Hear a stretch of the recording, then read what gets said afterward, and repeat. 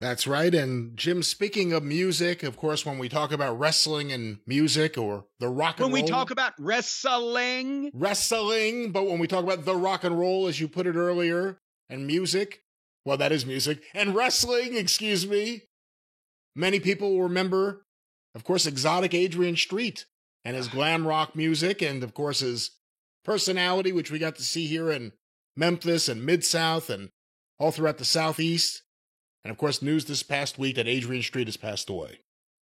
well, we wanted to have some fun at the top of the program first and take the piss out of some people that deserved it before we got to this topic, because it was, I guess, Monday. I heard the news. I don't know whether it was Sunday that he passed or what, but it's been a couple of days as we're recording now. And it really, I just didn't,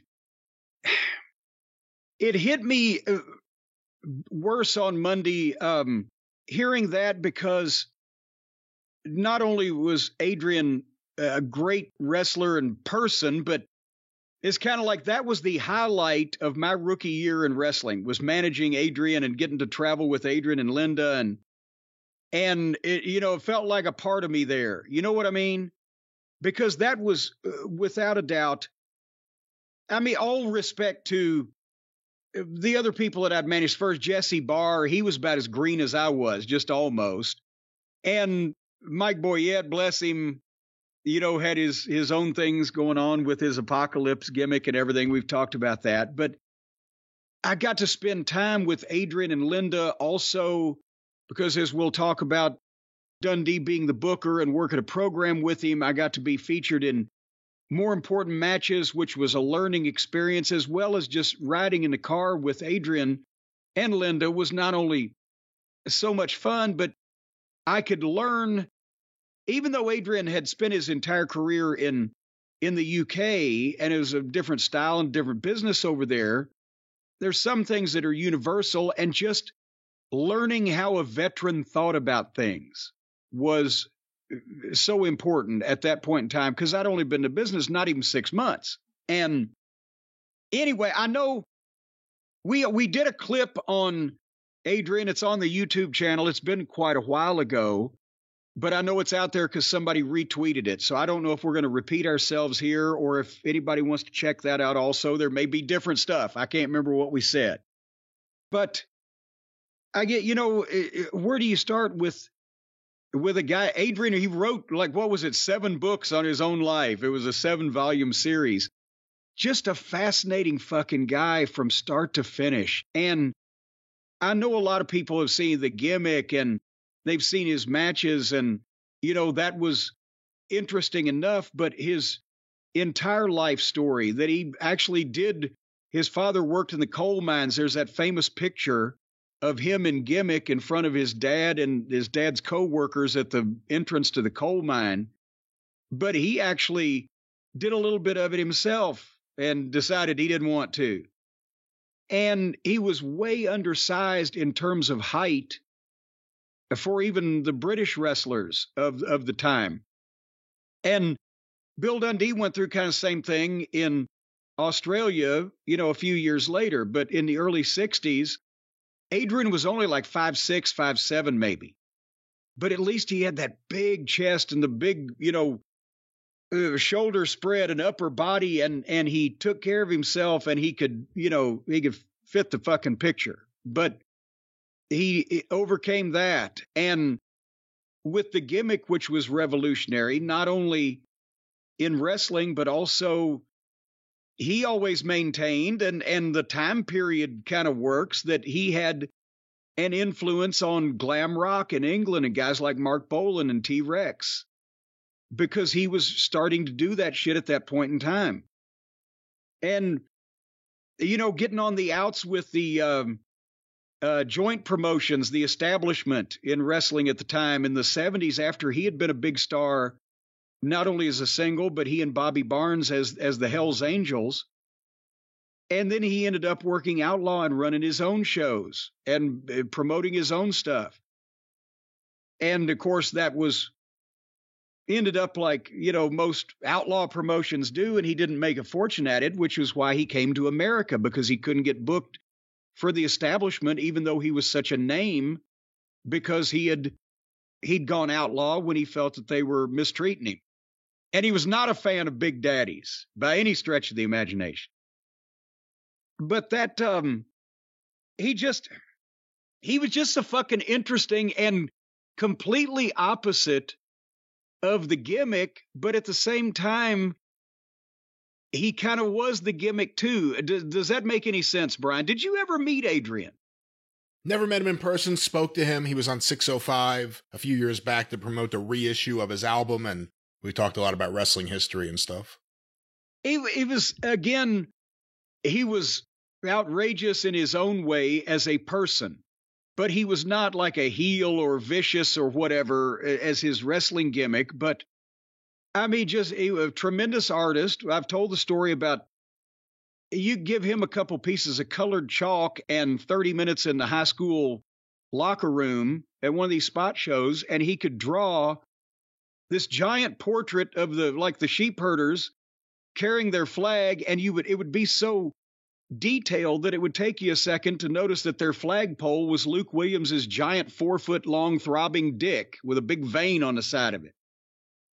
But he was an amazing artist, and he and Linda together, they've been together over 50 years. They not only made their own gear, all those outfits and everything, but they started making gear for other people too after Adrian retired. And they also made, at one point when they were living in Tennessee, I went over to pick them up because that was the deal. When Adrian and Linda had both come to the United States, the first place I think they worked was Los Angeles, right? In the dying days of that promotion, late 81. And a lot of it was lucha at that point. I think they'd been to Mexico. But then they came from there to Tennessee, and to drop two people in the middle of the Tennessee territory that had hardly ever driven in the United States, much less, down south. I said, look, I'll drive. You guys just ride with me, and Adrian, talk to me, teach me, entertain me, tickle me, whatever. So I would drive because I'd been in this territory, as a photographer, I knew where we were going. So I'd drive and Adrian would talk, and poor Linda was quiet. She would generally talk just whenever Adrian quit for a minute. But they rented this apartment at this place at the foot of Sanders Ferry Road in Hendersonville. And several miles up the road was where you got into the part at Old Hickory Lake where all the country music stars, Johnny Cash, and everybody lived. And Lawler had a big house up there. So one day I'm going to pick up Adrian and Linda, and I turn onto Sanders Ferry Road, and there's Lawler coming the other direction, and he sees me and I see him. I'm driving up the hill, and we got the show that night, and I saw him. He said, "Hey, what were you doing on my street today?" I said, "I was picking up my street." Brumch.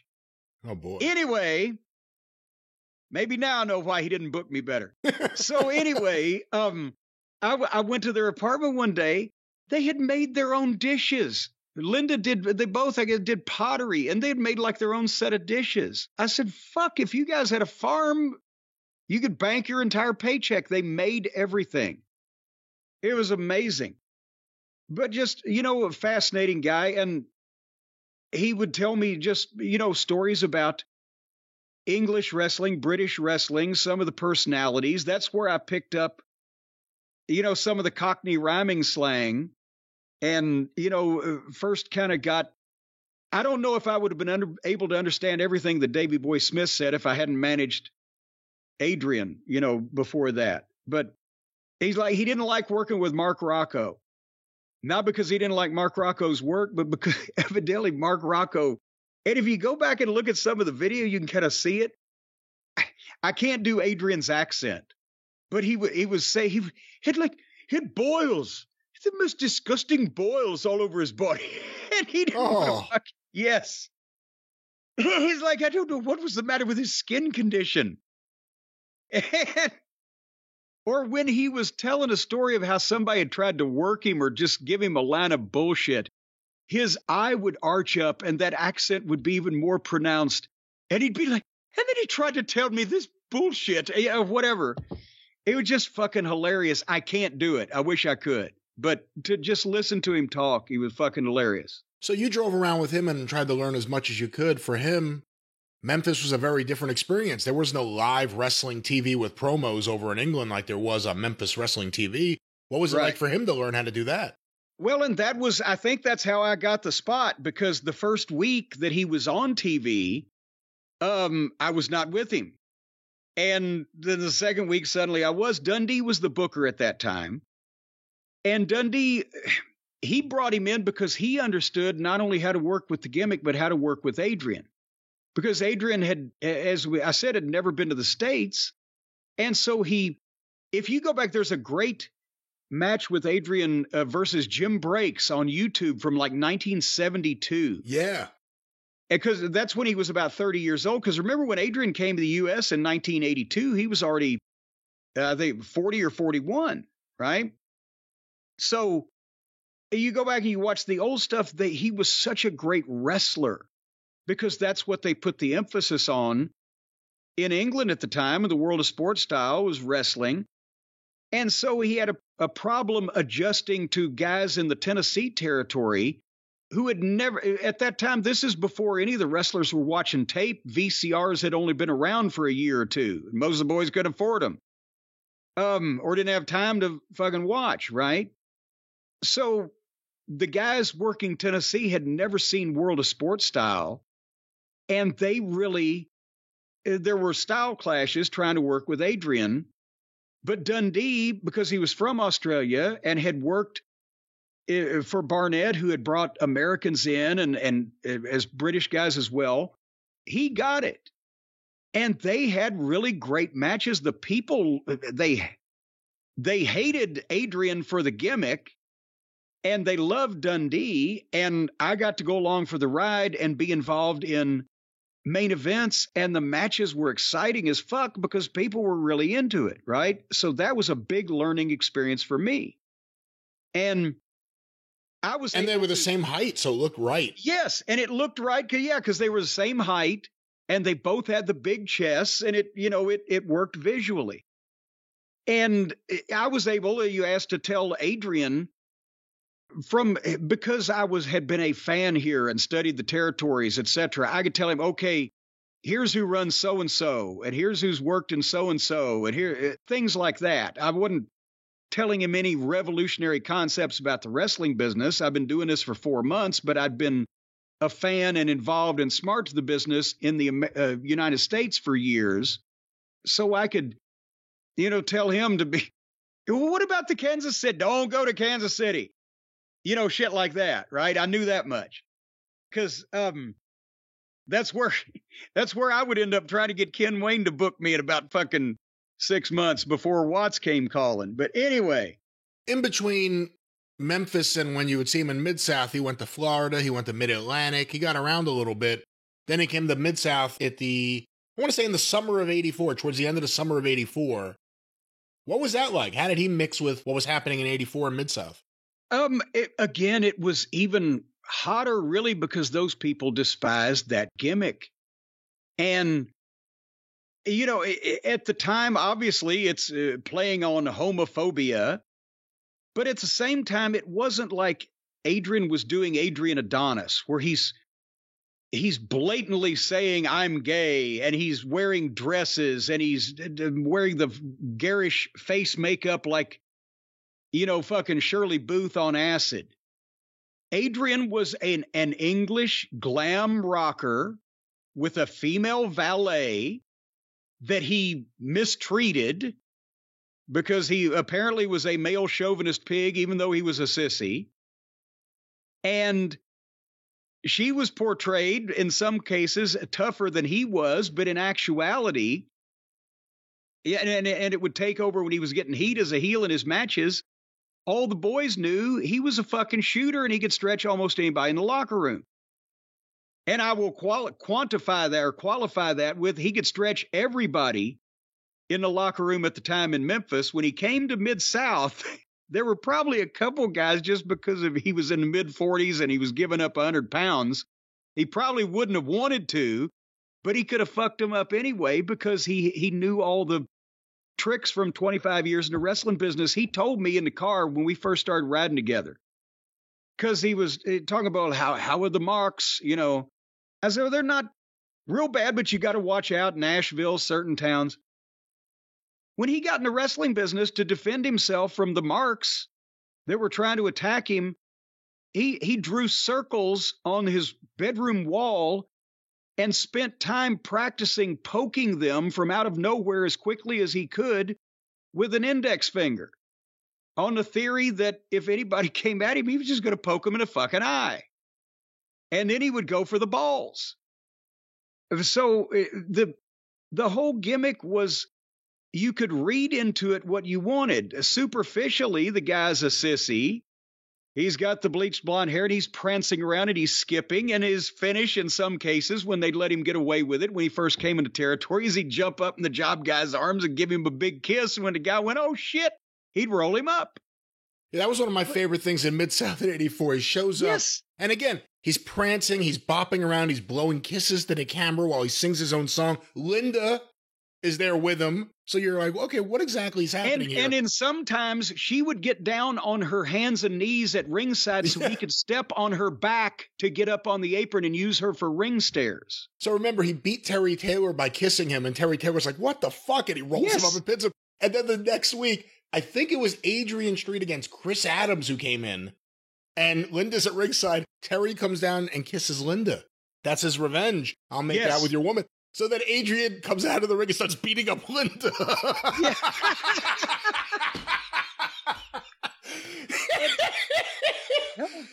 Jerry Jarrett had him do one when it was Adrian Street and Jesse Barr were going to wrestle Stan and Steve, the Fabs, in Memphis, right?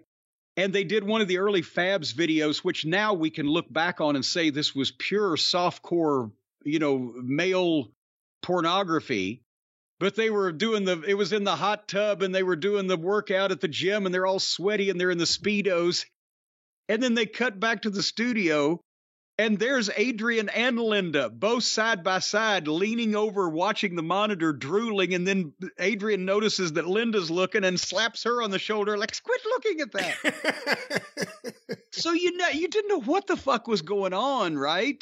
But it wasn't like he was lampooning or creating ill will toward gay people, because you didn't know what he fucking was or what the deal was, and that was part of it. Right, see, that's the thing. He never came out and said he was gay. People would jump to that assumption, and again, it's a time in society and, of course, amongst wrestling fans where fans did do that. That was something that promoters leaned on. He did it in a certain way. With Adrian Adonis, he announces he's gay, and all of a sudden he's wearing women's clothing. It's a completely different thing. There's no nuance there like there was with Adrian Street. No, it was, I could kill a man eventually. You know, and the names of his songs, Imagine What I Could Do to You, and a sadist in sequins, and it was the sweet transvestite with a broken nose, you know, fucking Rocky Horror Picture Show deal. Right? And see, he was glam rock. Adrian Adonis was not in any way like that. No, it was just preposterous. But even with the Hells Angels, a lot of people think, and Adrian told me this, and I don't know the entire history of motorcycle gangs in England, but in the mid-'60s, when they came up with the Hells Angels, and there are pictures of them on posters from the time wearing leather and studs, but it wasn't Hells Angel shit, it was S&M shit from the clubs in London, right? And you're talking about him and Bobby Barnes. Him and Bobby Barnes. And as well, Hells Angels was supposed to be a different kind of double entendre. As they would come out, he said at one point they got these robes made where they were all in white because they had the bleach blonde hair, right? And they come out in these white flowing robes, and then when they get in the ring, they spread the robes out, and the lining is red silk or whatever, bright red, so Hell's Angels, white and red, shit like that. He said one night they're getting in the ring somewhere where they've just got these things, these robes, and they want to make the big entrance in this club somewhere, as they called them back then. And as they're getting in the ring, they have to step up on a chair to step up on the apron and get in the ring. So Adrian's first, and he steps up and he gets in the ring, and he spreads the robe open, and he's expecting the big ooh from the fans, and instead they're fucking dying laughing. They're just popping, blowing snot laughing. And he turns around and he sees that Bobby Barnes, as he stepped up on that chair on the apron, as he stepped on the apron, the chair had folded up on his foot, and he brought the fucking chair with him on his ankle. And now he said, in an Adrian's accent, he said, I'm there trying to make this grandiose entrance for the fucking punters, and now I turn around and Bobby's walking like a duck with a chair on his fucking foot.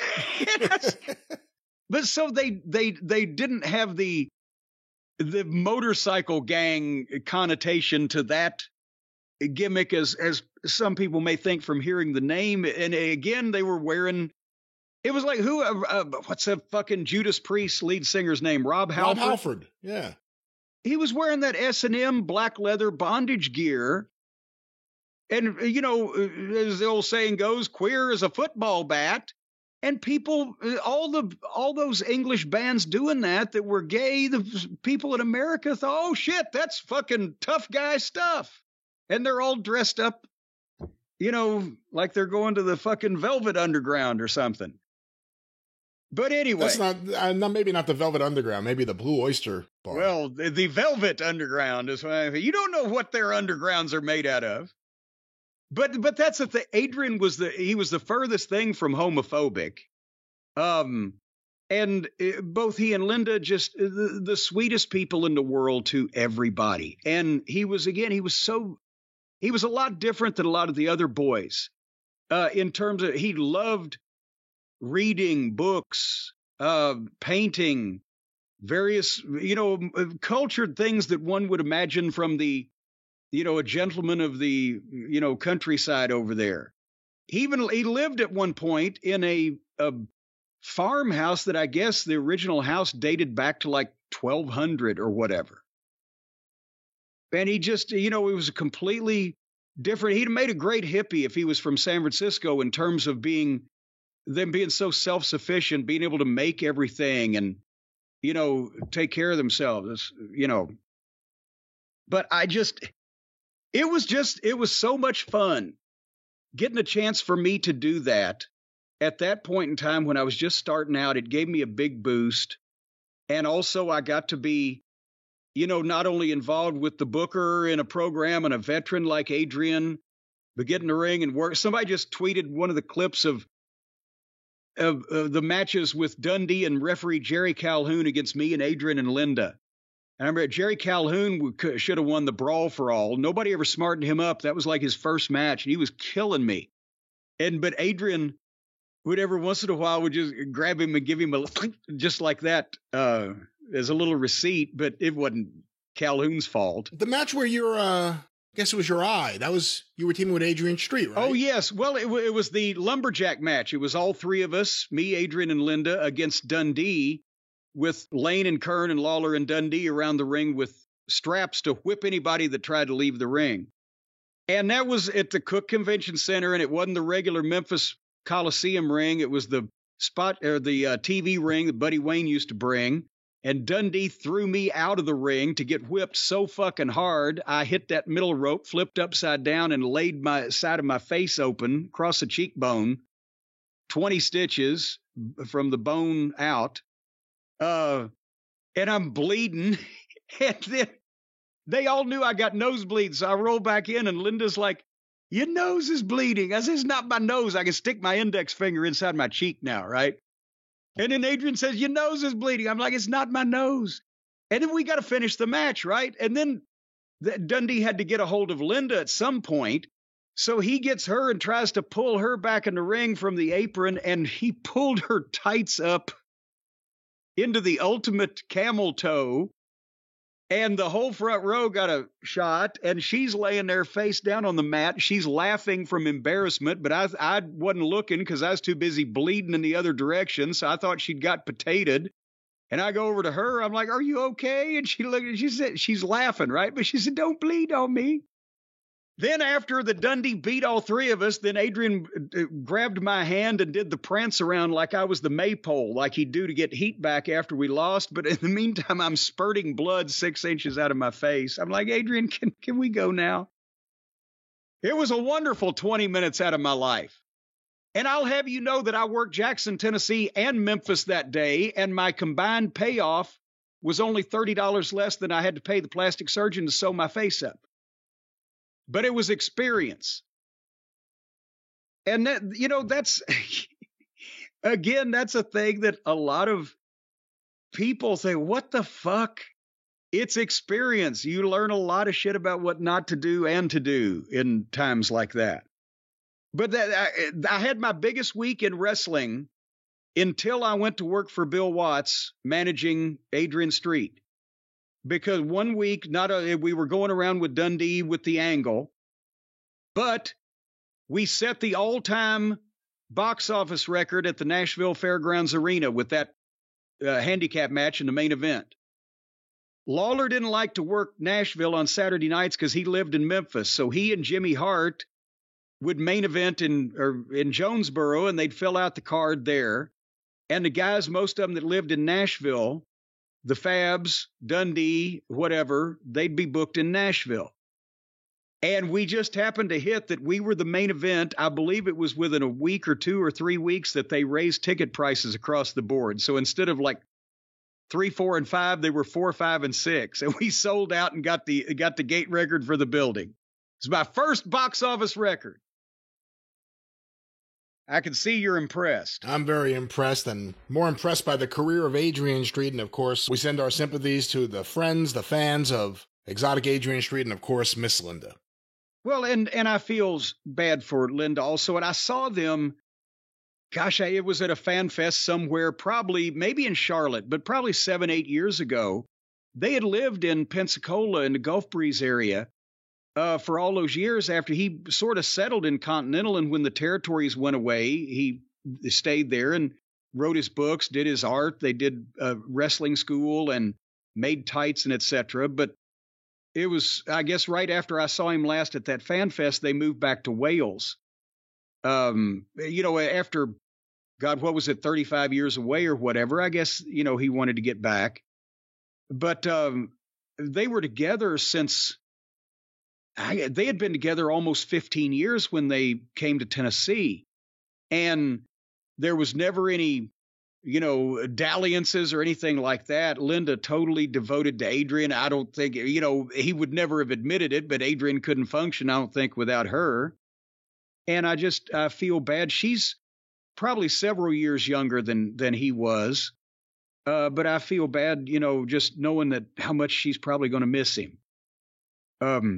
Because they were always together everywhere. It wasn't like he'd go on the road or whatever, like, normal wrestling marriages. They were always together.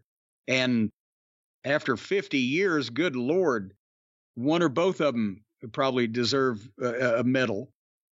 But yeah, I did, just a unique guy. I encourage everybody to listen to his records and read his books. And we didn't even get to the matches in other territories, but that was the thing, is Adrian was just a natural performer and just a personality. Like Mama Cornette used to say, he wasn't playing a character, he was a character. And, unique, if nothing else. A lot of people tried to copy it, but they never got the gist of it, is that it was just about the flamboyance rather than which team you played for, I guess.